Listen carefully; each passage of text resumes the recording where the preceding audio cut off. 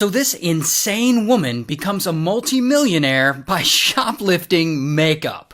Now her name is Mac, and Mac is around 41 years old. She's a mom living in Arizona, and she runs a bunch of online stores, like buying cheap items and then reselling them on Amazon, that kind of stuff. And then one day in 2012, she starts an Amazon storefront that resells high-end makeup brands like Lancome and NARS and Tarte, or however the f*** you say it. And she stores the inventory at her house, and she packs it up, and she ships it out, and she does the whole thing. But at some point, Mac gets an idea. She can make way more money if she steals the makeup from the store and then resells it online. So allegedly, that's what she does. She goes to the store, steals the makeup, and then puts it in her Amazon store to sell. And as you could guess, her online makeup business becomes her most successful business venture in her life. Because, it's 100% profit. However, I guess this little bit of money isn't satisfying for Mac. And she's like, nah,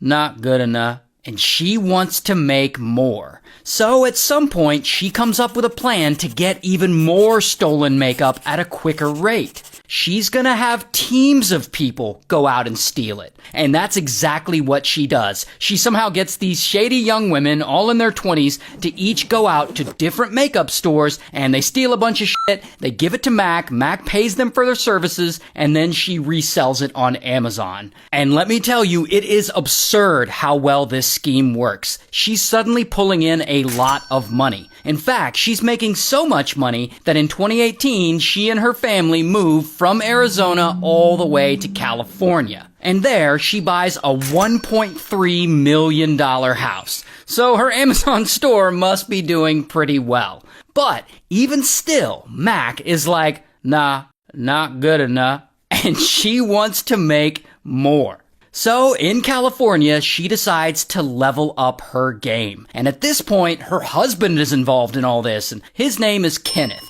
So Mac and Kenneth, they decide to expand this operation. And I don't know how they find them, but they somehow find a bunch more shady young women, all in their 20s, all with long-ass criminal records, to be a part of this scheme. And Mac starts calling them the California Girls. So that's what we'll call them. And so Mac makes sure the California girls are skilled enough for the job, and she'll message them on Facebook or WhatsApp or another app where they can text, and she'll send them all the instructions to steal from these stores, and she'll also send them long shopping lists of merchandise to get. So then the California girls will separately go to Ulta or Sephora or wherever Mac tells them to go, and of course, they're not a normal customer. They're low-key stuffing their purses with makeup and brushes and all kinds of stuff.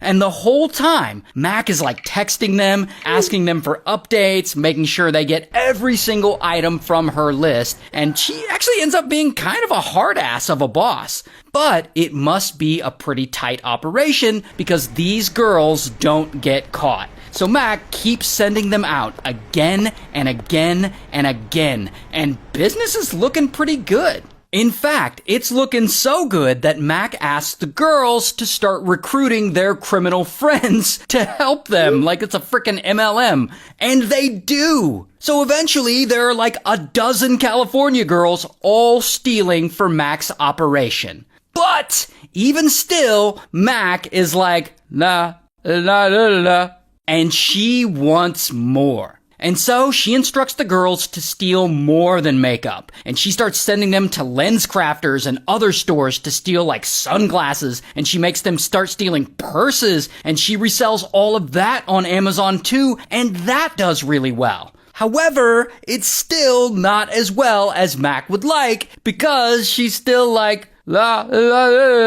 and she decides to expand outside of the state of California and go national. And so she starts sending the California girls to retail stores in different states across the country. That way they're not hitting up the same stores over and over again. And she'll send them money for flights to the East Coast, and she'll pay for their rental car, she'll pay for their hotel, and each of the girls will fly to a new city, head to a store, and steal some makeup and more shit. And then they'll give it to Mac and she'll sell it on Amazon for a profit. And this is actually a picture of a bunch of the stolen makeup that Mac has stored at her house. I guess she keeps all of the inventory there. And if you're like, Ray, why would these young women risk getting caught and being thrown in jail over this? Because they're actually making a shitload of money. To Mac's credit, she actually pays her employees pretty well. At least one girl is making around $57,000 a month. A freaking month!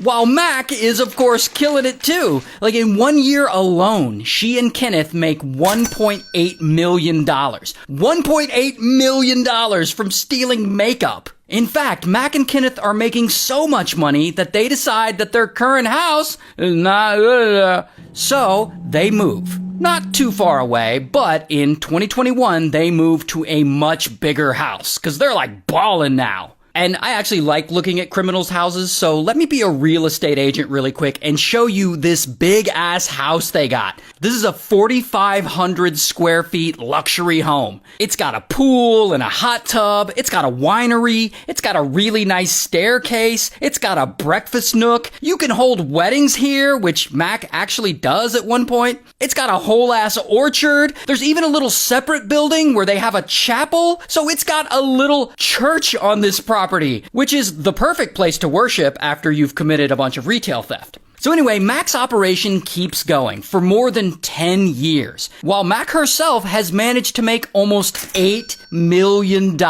flipping all of this stolen product on Amazon. And so the empire she's built, I mean, it looks like it's untouchable. Until... Okay, so here's the thing about these makeup and retail stores. These stores often know when things come up missing, like they're not idiots. And while they may not catch the person during the act, they will sometimes still report the theft to police. And they'll sometimes hand over any surveillance footage they have. So at some point, the California Highway Patrol and Homeland Security, they get word of some of these thefts. And they start investigating and looking at some of this surveillance footage. And of course, on some of this footage, they can see the California girls doing their thing. And eventually, they're successfully able to identify 2 of them. And then, one day in 2023, the 2 California girls hit up an Ulta to steal a bunch of stuff, and they're walking out of the store with their purses all full of makeup that they didn't pay for, and that is when police swoop in, and bam, they arrest them. Then, the police get a warrant to search one of the girls' phones. And in that phone, they find all those messages that Mac sent this California girl. You know, the ones with the very detailed instructions on how to steal and the lists of items to steal. And so, bam, they arrest Mac. And I don't have a mugshot, but here's a picture of her getting arrested in real life. Also, bam, they arrest her husband, Kenneth. Here's a picture of him getting arrested in real life. And both Mac and Kenneth, they take a plea deal, and he gets sentenced to 5 years in prison, while she also gets sentenced to 5 years in prison, and they're both ordered to sell their big-ass new house to pay restitution to Sephora and Ulta. And the California girls, I don't know what happened to them. I couldn't find anything on them, but I assume they flipped and got off light.